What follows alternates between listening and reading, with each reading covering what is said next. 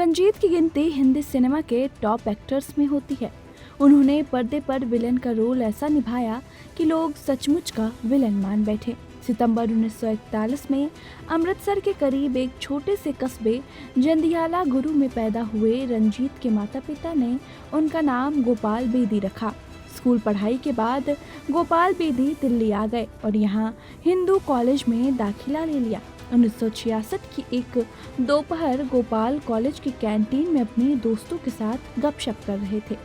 दोस्तों के हाथ में एक अखबार था जिसमें इंडियन एयरफोर्स का विज्ञापन छपा था। दोस्त कहने लगे कि एयरफोर्स में सिलेक्शन कितना कठिन है। हर साल सिर्फ 10 से 12% लोग ही सफल होते हैं।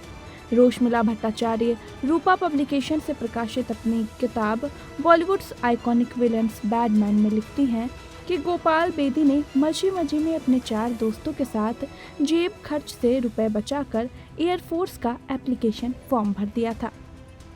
उन्होंने एयरफोर्स कॉमन एडमिशन टेस्ट भी क्वालिफाई कर लिया। इसके बाद गोपाल को जबलपुर एयरफोर्स सिलेक्शन बोर्ड में बुलाया गया। यहाँ भी उन्होंने क्वालिफाई कर लिया। तब तक गोपाल बेदी ने अपने पेरेंट्स को एयरफोर्स में अप्लाई करने की बात नहीं बताई थी। जब फाइनल सिलेक्शन हो गया तो एक जगह पिता का सिग्नेचर चाहिए था। इस तरह उनके पेरेंट्स को सिलेक्शन की बात पता चली। गोपाल बेदी को ट्रेनिंग के लिए कोयम्बटूर भेजा गया। यहाँ कैंट में एक सीनियर अफसर से उनकी लड़ाई हो गई। उस अफसर को लग रहा था कि गोपाल उनकी बेटी पर गलत नजर डालते हैं। रोशमिला बेदी लिखती हैं, वो अफसर अक्सर गोपाल को तंग करने लगा। एक दिन तंग आकर गोपाल ने उस अफसर को पंजाबी में भद्दी गालियां दे डाली। इसके बाद उसे अकेडमी से बाहर निकाल दिया गया। इस तरह गोपाल फिर दिल्ली लौट आया। रोशमिला भट्टाचार्य आगे लिखती हैं कि अकेडमी से निकाले जाने के बाद गोपाल दुखी थे। इसी दौरान वो एक दोस्त के घर गए। दोस्त के पिता ने छोटा गेट टुगेदर रखा था जिसमें तमाम मेहमान आए थे। दोस्त के पिताजी ने गोपाल से पूछा कि उसकी ट्रेनिंग कैसी चल रही है, तो उसे बताना पड़ा कि एकेडमी से निकाल दिया गया है। वो पार्टी से निकल रहा था। अचानक किसी ने कंधे पर हाथ रखा और पूछा, क्या तुम फिल्मों में काम करना पसंद करोगे? सूट बूट में लिपटे उस आदमी को देखकर गोपाल चौंक गया।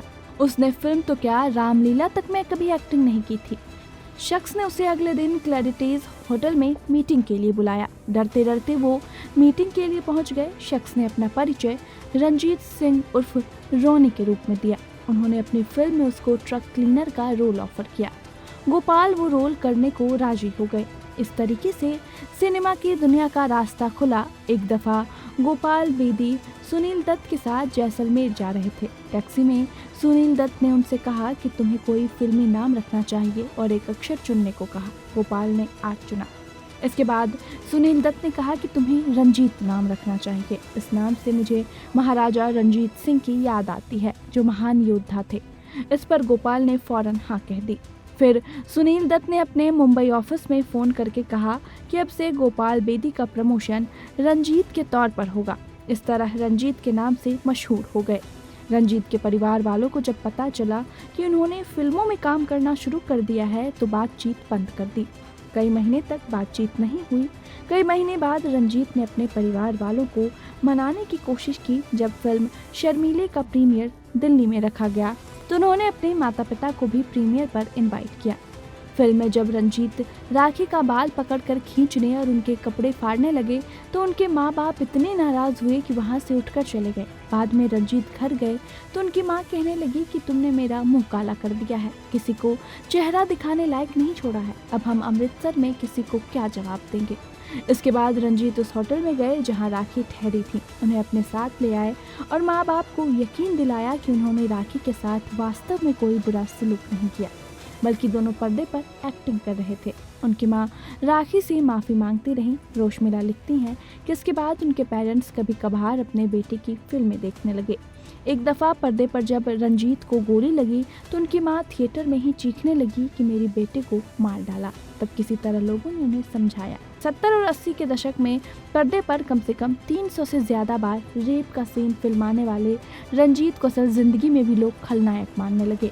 रोशमेरा लिखती हैं कि कई दशक बाद जब उनकी बेटी दिव्यांका दिल्ली में काम करने लगी तो वो अक्सर मुंबई से उससे मिलने दिल्ली आया करते थे। जब शाम को बेटी के साथ किसी होटल या रेस्टोरेंट में डिनर करने जाते तो लोग उन्हें देखते ही फुसफुसाने लगते और कहते, ठरकी बुढ़ा अपनी बेटी की उम्र की लड़कियों को भी नहीं छोड़ता है। तो आप रंजीत की मूवी देखकर क्या सोचते थे, ये हमें कमेंट करके ज़रूर बताएं। और आपको अगर ये वीडियो पसंद आया है तो इसे लाइक और शेयर ज़रूर करें और बाकी कैसे और बॉलीवुड के खबरों के लिए देखते रहें TNP एक्सप्लोर के वीडियोस।